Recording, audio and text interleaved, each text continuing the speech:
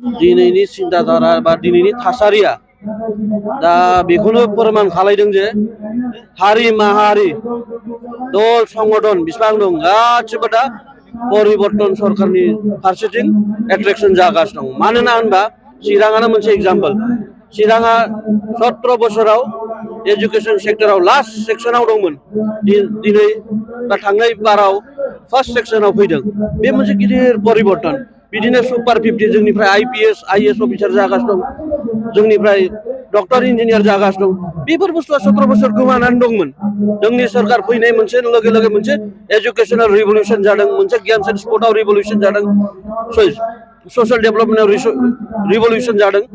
आरो बिदिनो जुदि जों 15 बोसोर थायोबा जोंनि ओनसोला डेभेलप जागोन। जोंनाव 10-15 जन 20 जन IPS अफिसार DC TC मोनगोन, इन्जिनियार मोनगोन, डक्टर मोनगोन, साइन्टिस्ट मोनगोन, गासिबो जोंनि जायगायाव जाजोबगोन।